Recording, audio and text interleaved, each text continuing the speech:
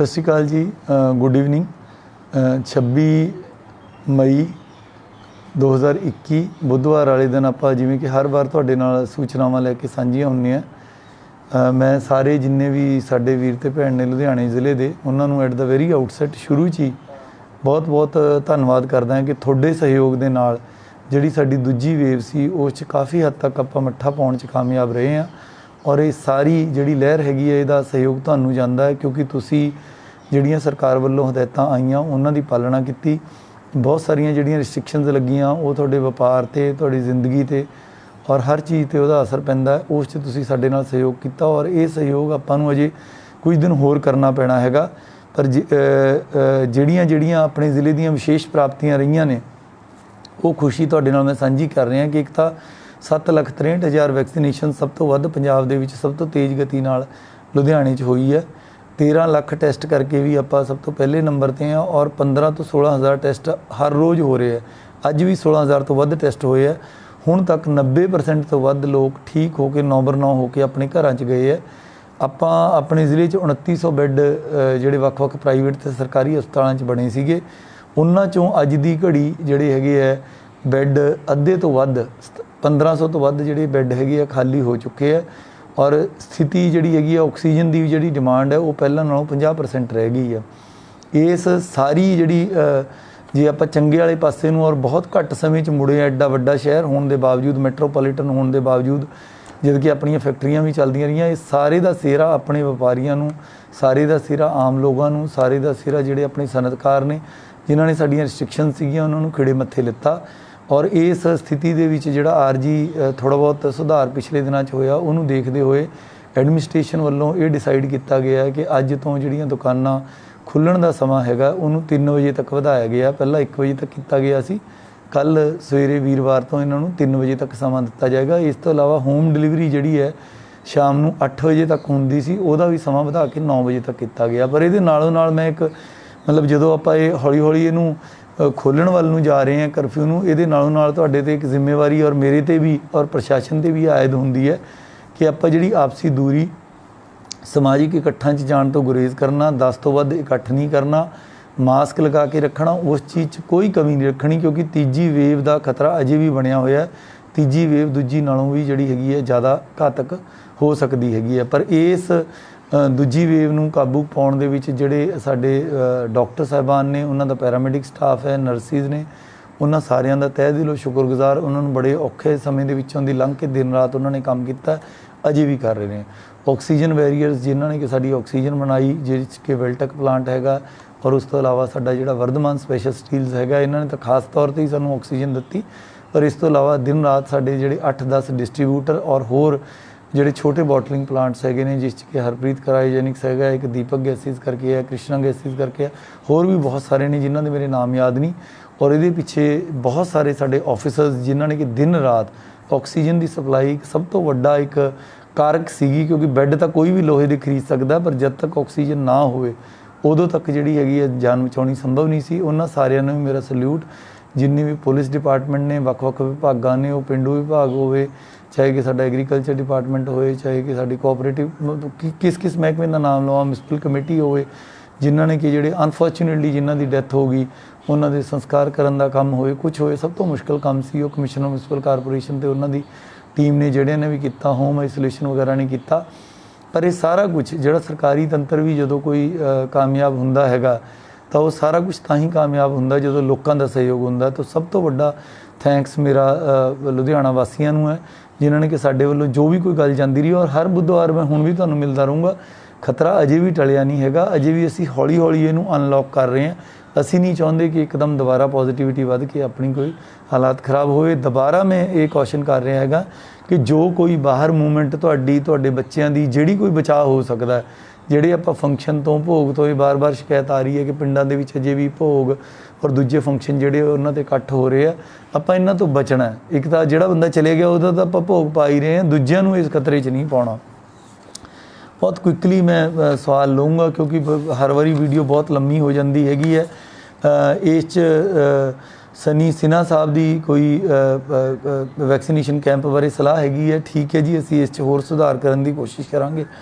ਪ੍ਰਦੀਪ ਸ਼ਰਮਾ ਜੀ ਇਹ ਕਹਿੰਦੇ ਹੈਗੇ ਆ ਖਿਡਾਰੀਆਂ ਨੂੰ ਕੋਈ ਛੋਟ ਮਿਲਣੀ ਚਾਹੀਦੀ ਹੈ। ਸ਼ਰਮਾ ਸਾਹਿਬ 31 ਤਰੀਕ ਤੱਕ ਰਿਸਟ੍ਰਿਕਸ਼ਨਸ ਪੰਜਾਬ ਸਰਕਾਰ ਵੱਲੋਂ ਨੇ, ਔਰ ਇਸ 'ਚ ਜਦੋਂ ਹੀ ਉੱਪਰੋਂ ਛੋਟ ਆਉਂਦੀ ਹੈ ਤਾਂ ਅਸੀਂ ਇਸ 'ਤੇ ਜ਼ਰੂਰ ਵਿਚਾਰ ਕਰਾਂਗੇ।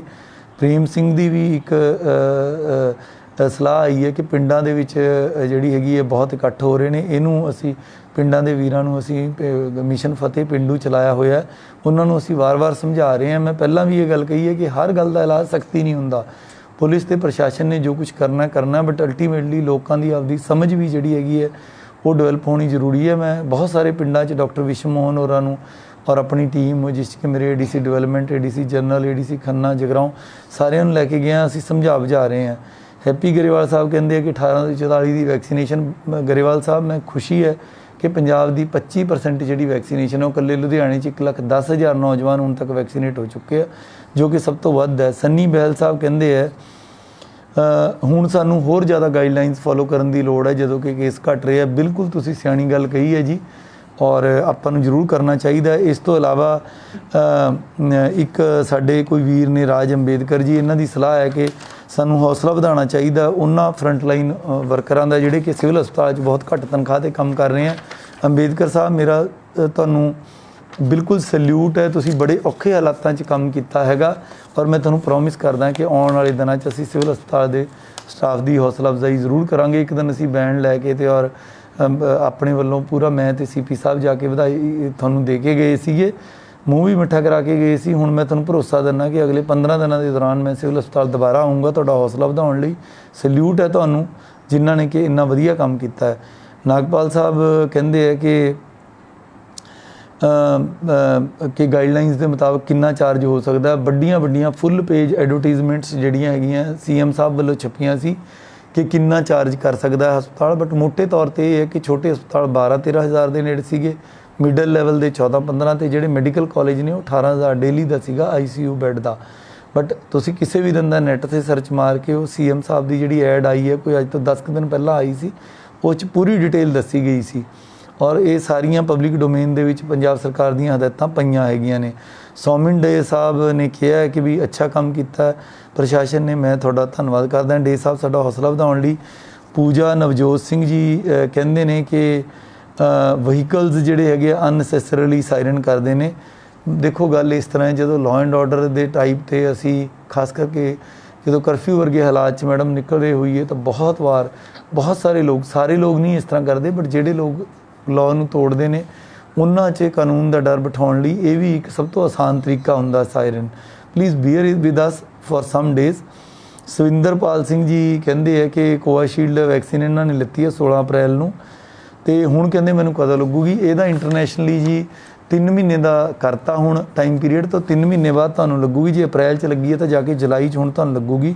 ਸੰਜੇ ਡੁਡੇਜਾ ਜੀ ਕਹਿੰਦੇ ਹੈਗੇ ਹੈ some vaccination centre person on duty, ਕਹਿੰਦੇ ਕਿਸੇ ਬੰਦੇ ਨੂੰ ਪ੍ਰੈਫਰੈਂਸ ਦਿੱਤੀ। ਇੱਦਾਂ ਦੀਆਂ ਸ਼ਿਕਾਇਤਾਂ ਦੇਖੋ ਆਉਂਦੀਆਂ ਰਹਿੰਦੀਆਂ ਨੇ।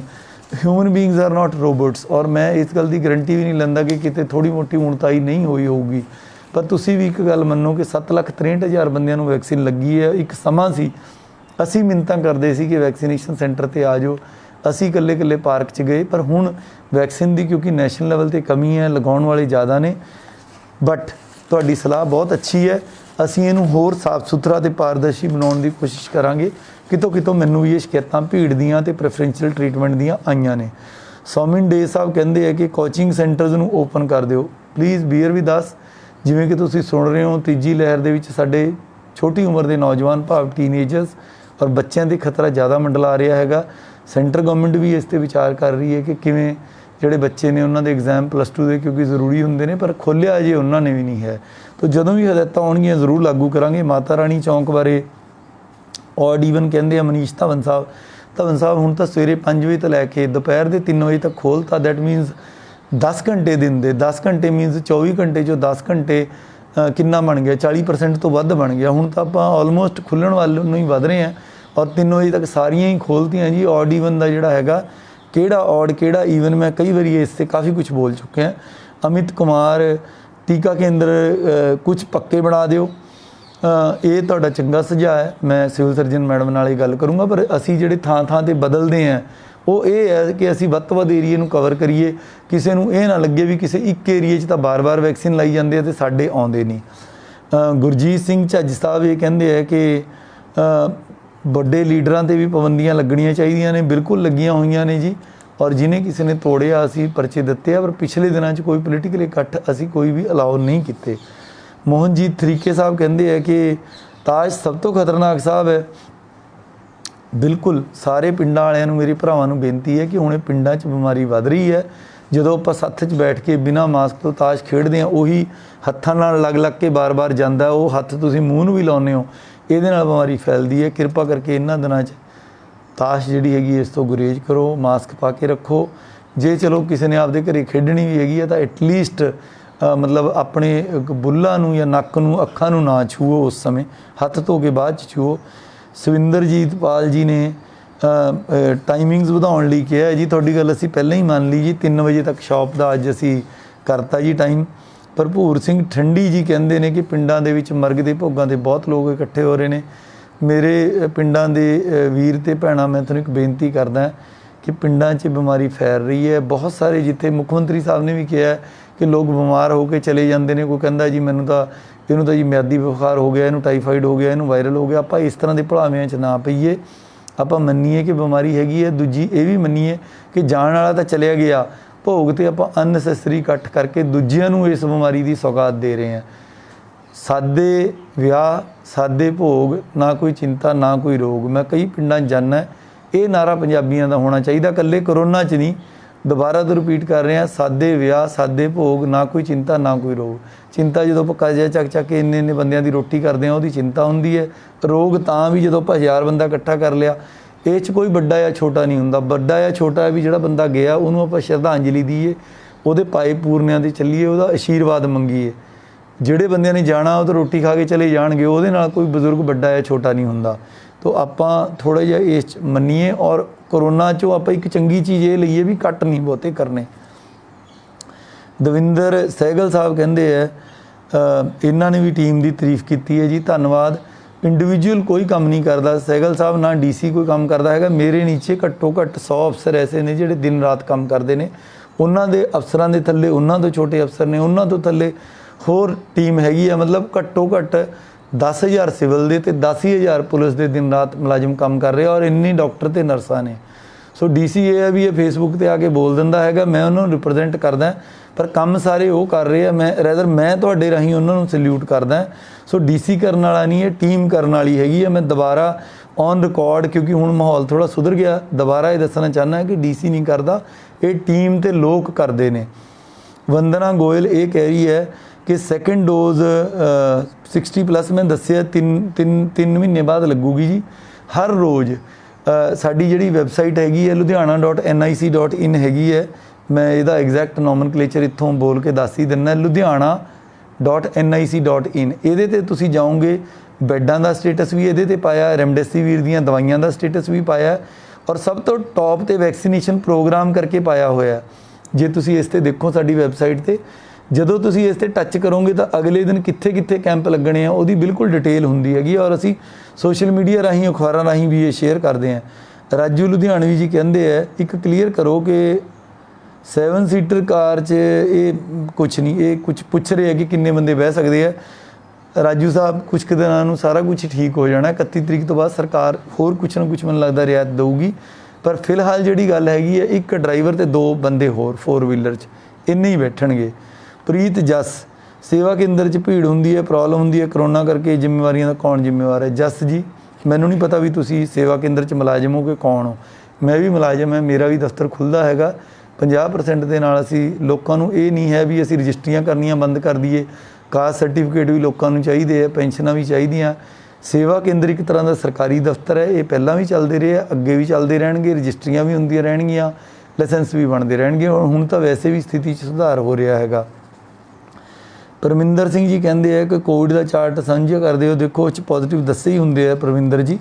ਰਜੀਵ ਗੋਦਾਨੀ ਜੀ ਕਹਿੰਦੇ ਆ testing place can check the oxygen purity of the industrial cylinders. ਇਹ ਬਿਲਕੁਲ ਜੀ, ਜਿਹੜੇ ਸਾਡੇ ਪਲਾਂਟ ਹੁੰਦੇ ਨੇ ਉਹਨਾਂ 'ਚ 95% ਤੋਂ ਉੱਪਰ ਪਿਓਰਿਟੀ ਵਾਲੀ ਆਕਸੀਜਨ ਹੀ ਭੇਜਦੇ ਹਾਂ ਆਪਾਂ ਹਸਪਤਾਲਾਂ ਦੇ ਵਿੱਚ, ਕਿਉਂਕਿ ਮੈਡੀਕਲ ਆਕਸੀਜਨ ਉਹੀ ਬੰਦਾ ਬਣਾ ਸਕਦਾ ਹੈ ਜਿਹਨੂੰ ਕਿ ਇਸ ਚੀਜ਼ ਦਾ ਲਾਇਸੈਂਸ ਮਿਲਿਆ ਹੋਵੇ। और लाइसेंस उदों ही मिलता जो ਉਹਦੇ ਕੋਲ लैब होए, क्वालीफाइड इंजीनियर होण। और ਜਿਹੜੀ अपनी बहुती ऑक्सीजन आ रही है सिर्फ अपने 2000 सिलेंडर इत्थे और 701 जगह ते 2700 सिलेंडर लोकल बनते सी, पर बहुत इंटरनेशनल कंपनियां आइनॉक्स है, एयर लिक्विड हैगी है, जिन्हों के वड्डे वड्डे इंटरनेशनल लैवल ते प्लांट लगे है। बद्दी च लगे है, हिमाचल च, उत्तराखंड के देहरादून च लगे है, पानीपत, उत्थों प्योरिटी चैक होकर सर्टिफिकेट आके फिर हस्पतालों च ऑक्सीजन आती सी। गुरजीत गरेवाल कहते हैं कि टाइमिंग शॉप्स का ये असी ऑलरेडी मान ली जी, तुहाडी गल 2 घंटे होर अज तो वधाता। इंडस्ट्री नूं ऑक्सीजन सिलेंडर कदों मिलणगे? बिल्कुल तुहाडा ठीक सवाल है, पर ये क्योंकि सरकार पद्धर ते डिसीजन होया सी, जसवंत सिंह पुली साहब असी सरकार नूं गल जरूर पहुँचावांगे।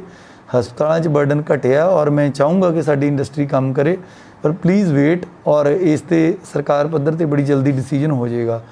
वडेरा साहब ने भी टीम के काम की तारीफ की है, धन्यवाद जी। विमल जैन कोवैक्सीन की कहते जी पहली डोज कदों अवेलेबल होएगी? कोवैक्सीन जी हैगी है भारत बायोटेक तो आ रही है जी, ये जी दवाई हैगी है, ये फिलहाल असी सैकेंड डोज ही लगा रहे हैं।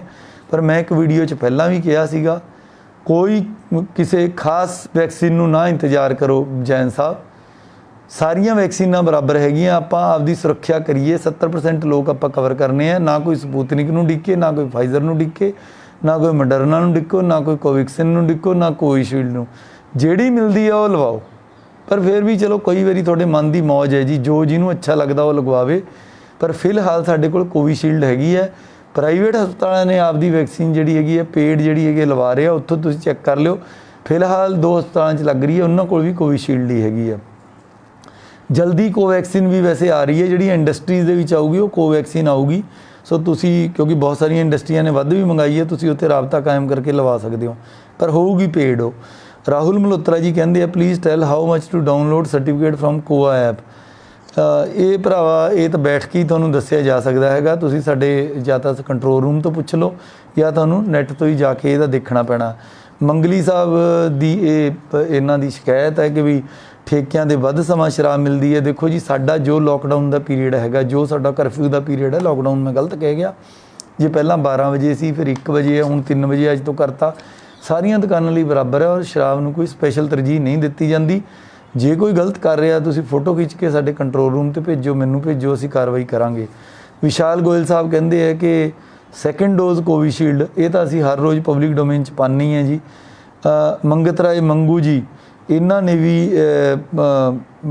बड़ी यानी कि तारीफ की है काम की, और इन्होंने ये भी कहा कि लोगों को अजे होर संयम रखना चाहिए। बिल्कुल मैं तुहाडी गल नाल सहमत हैं जी। मनप्रीत जी कहते हैं भी मास्क पाना चाहिए कि नहीं जिन्हों ने वैक्सीन लवा ली? बिल्कुल थोड़ा सही सवाल है, और ये कन्फ्यूजन पता क्यों आई लोगों के मन च? अमरीका के राष्ट्रपति ने अपना जो बाइडन साहब जिद्दे बने उन्होंने कहता भी लोड़ नहीं हैगी हुण वैक्सीन की, कहते जदों लग गई तो तुहानूं मास्क पाउण की लोड़ नहीं। तुहानूं याद होए अमरीका च वैक्सीन लगदे नूं साल हो गया। अमरीका वाहद रूस पहला मुल्क सी, अमरीका उस तो बाद दूजा सीगा। उन्हां दी आपदी कंपनी फाइजर है और उन्हां कोले 5.5 गुणा वैक्सीन पई है। उन्होंने अपने 70-80% बंदियां नूं वैक्सीन लाती, इनकलूडिंग बच्चों भी लाउणी शुरू करती 12-13 साल के। जदों किसी देश की 70% तो वध आबादी नूं वैक्सीन लग जाती है, उन्होंने आपां कहंदे आ हर्ड इम्यूनिटी। हर्ड एक अंग्रेजी का वर्ड है। हर्ड का मतलब हुंदा है इज्जड़, चौना नहीं जिवें हुंदा जदों पशु इकट्ठे तुरदे हैगे आ, क्योंकि वैक्सीनेशन टीकाकरण पशुओं का भी हुंदा हैगा। जे 70% तो वध तुहाडा इज्जड़ सुरक्षित हो गया तो समझो पूरे के पूरे चौने च ही बीमारी नहीं फैलूगी। इस तरह ही इंसान भी जिहड़ा हैगा एक तरह का जानवर ही हैगा। तो मैडिकल टर्म हर्ड इम्यूनिटी उदों आउंदी है जदों 70% तो वध लोकां नूं वैक्सीन लग जे। अमरीका ने 70% तो वध लोकां नूं वैक्सीन लाती, तां वो कह रहे हैं भी जिहदे वैक्सीन लग गई वो मास्क ला देवे। भारत ते ये गल लागू नहीं। भारत दे विच तां असीं हार्डली पिछले हफ्ते मैं डाटा पढ़िया, हुण हो सकदा 5 या 6% हो गई होई। भारत दे केवल 4% लोग 130 करोड़ चों पिछले हफ्ते तक कवर होए सीगे। लुधियाणे दे विच जिहड़े हैगे आ लगभग जिन्नियां नूं वैक्सीन लगनी चाहिए है, जे आपां मान लीए भी मान लो 30 लाख नूं लगनी चाहिए है, जे आपां मान लीए 45 लाख लोग ने, बाकी बच्चे मान लो, तो वह 20% ही आपां कवर किया है। सो जब तक 70% ते आपां नहीं पहुँचते अपनी हर्ड इम्यूनिटी नहीं बनी। मान लो थोड़ी इम्यूनिटी हैगी है पर समाज दे विच तां ये वायरस है ही है। ਤੁਸੀਂ ਵੀ ਉਹਦੇ ਕੈਰੀਅਰ ਬਣ ਸਕਦੇ ਹੋ। ਮੈਂ ਬਾਰ-ਬਾਰ ਕਹਿੰਦਾ ਜਿਹਦੇ ਇੱਕ ਵਾਰੀ ਲੱਗ ਗਈ ਉਹਨੂੰ ਪ੍ਰੋਬੇਬਿਲਿਟੀ ਘੱਟ ਹੈ ਲੱਗਣ ਦੀ, ਬਿਮਾਰੀ ਲੱਗ ਸਕਦੀ ਹੈ ਪਰ ਉਹ ਹਸਪਤਾਲ ਤੱਕ ਨਹੀਂ ਜਾਊਗਾ। ਸੋ ਇਸ ਕਰਕੇ ਮਨਪ੍ਰੀਤ ਸਿੰਘ ਜੀ, ਜਦ ਤੱਕ 70% ਵੈਕਸੀਨੇਸ਼ਨ ਨਹੀਂ ਹੋ ਜਾਂਦੀ, ਜਿੱਦੇ ਲੁਧਿਆਣੇ ਦੀ 70% ਵੈਕਸੀਨੇਸ਼ਨ ਹੋਊਗੀ ਉਹਦੇ ਭਾਵਾਂ ਦੀ ਮਾਸਕ ਲਾ ਦਿਓ, ਉਦੋਂ ਤੱਕ ਨਹੀਂ ਕਰਨਾ ਇਹ ਕੰਮ। ਕਿਰਨ ਢਿੱਲੋਂ ਇਹ ਕਹਿੰਦੇ ਹੈ ਜੀ ਕਾਰ ਬਾਰੇ ਇਹੀ ਗੱਲ, ਪੁਰਾਣੀ ਗੱਲ ਕੀਤੀ ਹੈ, ਫਿਲਹਾਲ ਡਰਾਈਵਰ ਪਲੱਸ 2 ਬੰਦੇ। ਇੰਦਰ ਗੁਪਤਾ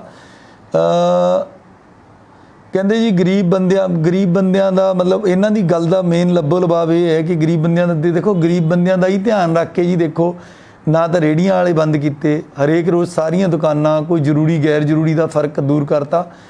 ਔਰ ਸਰਕਾਰ ਦਾ ਧਿਆਨ ਹੀ ਇਹ ਕਰਦੀ ਹੈਗੀ ਹੈ, ਪੰਜਾਬ ਵਾਹਦ ਦਿੱਲੀ, ਹਰਿਆਣਾ, ਹਿਮਾਚਲ, ਰਾਜਸਥਾਨ, ਜਿਹੜਾ ਮਰਜ਼ੀ ਤੁਸੀਂ ਸੂਬਾ ਚੱਕ ਲਓ ਨੇੜੇ ਤੇੜੇ ਦਾ, ਕੰਪਲੀਟ ਲਾਕਡਾਊਨ 2-2 ਮਹੀਨੇ ਹੋ ਗਏ ਲੱਗੇ ਨੂੰ।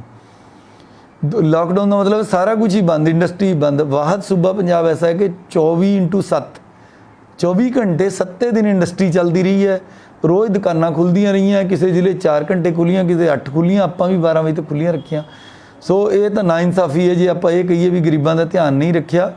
ਗਰੀਬਾਂ ਦਾ ਜ਼ਰੂਰ ਧਿਆਨ ਰੱਖਿਆ। ਇਹ ਗੱਲ ਵੱਖਰੀ ਹੈ ਕਿ ਬਿਮਾਰੀ ਜਦੋਂ ਐਡੀ ਵੱਡੀ ਆ ਗਈ, ਯੁੱਧ ਵਰਗੀ ਸਥਿਤੀ ਹੈ, ਨੁਕਸਾਨ ਤਾਂ ਹੋਇਆ ਹੀ ਹੋਇਆ, ਪਰ ਘੱਟੋ ਘੱਟ ਨੁਕਸਾਨ ਕਰਨ ਦੀ ਕੋਸ਼ਿਸ਼ ਕੀਤੀ ਗਈ ਹੈ। ਸਾਡੇ ਮਨ 'ਚ ਦਰਦ ਹੈ ਜਿਹੜੇ ਲੋਕਾਂ ਦਾ ਵਪਾਰ ਘਟਿਆ, ਔਰ ਹੌਲੀ ਹੌਲੀ ਇਹਨੂੰ ਵਧਾ ਕੇ ਮੇਰਾ ਬਸ ਚੱਲੇ ਤਾਂ ਮੈਂ ਅੱਜ ਹੀ 24 ਘੰਟੇ ਖੋਲ੍ਹਦਾ। ਪਰ ਜਿਹੜੇ ਬੰਦਿਆਂ ਦੇ ਘਰ ਦੇ ਬੰਦੇ ਚਲੇ ਗਏ ਉਹਨਾਂ ਨੂੰ ਪੁੱਛੋ, ਵਪਾਰ, ਪੈਸਾ, ਰੁਜ਼ਗਾਰ, ਸਾਰੀਆਂ ਚੀਜ਼ਾਂ ਆ ਜਾਣਗੀਆਂ, ਪਰ ਬੰਦੇ ਕਦੀ ਗਏ ਦੀ ਜਾਨ ਨਹੀਂ ਕਦੇ ਦੁਨੀਆ 'ਚ ਵਾਪਸ ਆ ਸਕਦੀ।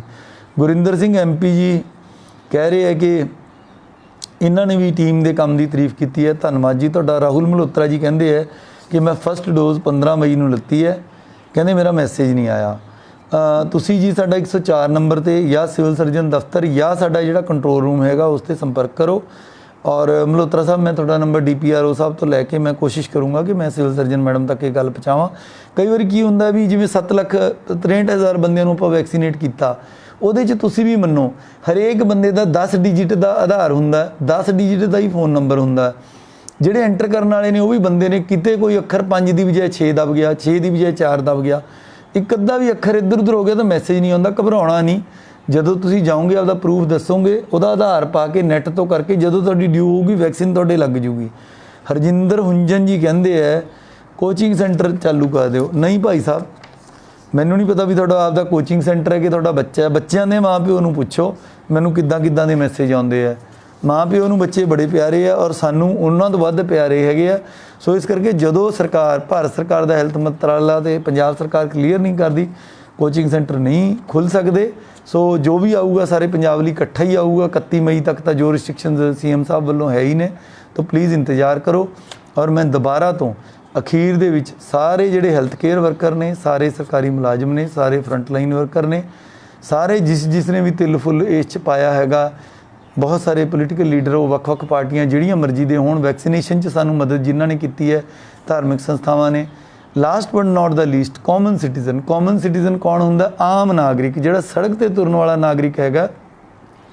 ਮਤਲਬ ਇੰਨਾ ਪਿਆਰ ਤੁਸੀਂ ਸਾਨੂੰ ਭੈਣਾਂ ਭਰਾਵਾਂ ਵਾਂਗੂ ਦਿੱਤਾ ਹੈਗਾ, ਇੰਨਾ ਡੰਡੇ ਦੇ ਜ਼ੋਰ ਨਾਲ ਨਹੀਂ ਕਰਫਿਊ ਚੱਲਦਾ, ਬਟ ਜੋ ਕੰਪਲਾਇੰਸ ਰੇਟ ਮੈਂ ਇੱਥੇ ਦੇਖਿਆ, ਈਵਨ ਮੈਂ ਚਲੋ ਕਿਸੇ ਸ਼ਹਿਰ ਦਾ ਨਾਮ ਨਹੀਂ ਲਊਂਗਾ, ਵੱਡੇ ਸ਼ਹਿਰਾਂ ਨਾਲੋਂ ਵੀ ਬਿਹਤਰ ਕੰਪਲਾਇੰਸ ਮੈਨੂੰ ਦਿਖੀ ਹੈ। ਸ਼ਨੀਵਾਰ ਵੀ ਮੈਂ ਗਿਆ, ਐਤਵਾਰ ਵੀ ਗਿਆ, ਅੱਜ ਵੀ ਆ ਹੁਣ 3 ਵਜੇ ਮੈਂ ਜਦੋਂ ਘਰੇ ਰੋਟੀ ਖਾਣ ਆਇਆ ਹੈਗਾ, ਤਾਂ ਉਸ ਵੇਲੇ ਵੀ ਮੈਂ ਦੇਖਿਆ ਵੀ 1 ਵਜੇ ਲੋਕ ਸਹੀ ਆਪਦੀਆਂ ਦੁਕਾਨਾਂ 90-95% ਲੋਕ ਕਰਕੇ ਚਲੇ ਜਾਂਦੇ ਆ।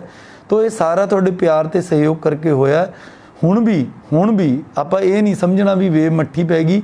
ਵੈਕਸੀਨ ਜਦੋਂ ਮਿਲਦੀ ਹੈ, ਕੋਈ ਆਪਾਂ ਇਹ ਨਹੀਂ ਇੰਤਜ਼ਾਰ ਕਰਨੀ ਕਿਹੜੀ ਕੰਪਨੀ, ਬਿਲਕੁਲ ਵਹਿਮ ਨਹੀਂ ਕਰਨਾ। ਵੈਕਸੀਨ ਲਵਾਓ, ਆਪਦੇ ਆਪ ਨੂੰ ਔਰ ਆਪਣਿਆਂ ਨੂੰ ਬਚਾਓ। ਔਰ ਜਿਹੜੀ ਆਪਸੀ ਦੂਰੀ, ਮਾਸਕ ਵਗੈਰਾ ਹੈਗੀ ਹੈ, ਇਹ ਹੁਣ ਵੀ ਇੱਦਾਂ ਹੀ ਕਰਨਾ। ਔਰ ਹਰ ਬੁੱਧਵਾਰ ਆ ਕੇ ਮੈਂ ਤੁਹਾਨੂੰ ਕਹਿੰਦਾ ਰਹੂੰਗਾ।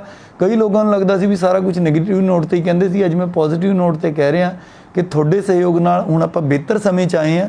ਤੁਹਾਡਾ ਰੁਜ਼ਗਾਰ ਵੀ ਵਧੂਗਾ, ਤੁਹਾਡੀ ਸਿਹਤ ਵੀ ਵਧੂਗੀ, ਪਰ ਅੱਗੇ ਲਈ ਆਪਾਂ ਇੱਦਾਂ ਹੀ ਧਿਆਨ ਰੱਖਣਾ। ਔਰ ਤੀਜੀ ਵੇਵ ਨਾ ਵੜੇ, ਇਹਦੇ ਲਈ ਇੱਕੋ ਇਲਾਜ ਹੈ, ਦਿਮਾਗ ਦੇ ਵਿੱਚ ਨੌਲੇਜ ਸਹੀ ਰੱਖਣੀ, ਸਰਕਾਰ ਔਰ ਵਿਗਿਆਨਕਾਂ ਦੀਆਂ ਗੱਲਾਂ 'ਤੇ ਵਿਸ਼ਵਾਸ ਕਰਕੇ ਇਹਤਿਆਤ ਦੇ ਜੋ ਵੀ ਕਦਮ ਪ੍ਰੀਕਾਸ਼ਨਸ ਨੇ ਉਹ ਰੱਖਣੀਆਂ, ਅਤੇ ਤੀਜਾ ਹੈਗਾ ਤੁਹਾਡੇ ਮੋਢੇ 'ਤੇ ਟੀਕਾ। ਇਹ 3 ਚੀਜ਼ਾਂ ਅਗਰ ਤੁਸੀਂ ਕਰੋਗੇ ਤਾਂ ਤੀਜੀ ਵੇਵ ਲੁਧਿਆਣੇ 'ਚ ਵੜਨੀ ਨਹੀਂ। ਔਰ ਮੇਰਾ ਤਾਂ ਅਹਿਦ ਇਹੀ ਹੈ ਕਿ ਜੇ ਤੁਸੀਂ ਸਹਿਯੋਗ ਕਰੋਗੇ ਔਰ ਸਾਨੂੰ ਟੀਕੇ ਪੂਰੇ ਮਿਲ ਗਏ, ਮੈਨੂੰ ਪੂਰਾ ਯਕੀਨ ਹੈ ਕਿ ਲੁਧਿਆਣੇ 'ਚ ਤੀਜੀ ਵੇਵ ਨਹੀਂ ਆਉਣੀ। ਰੱਬ ਰੱਖਾ। Thank you.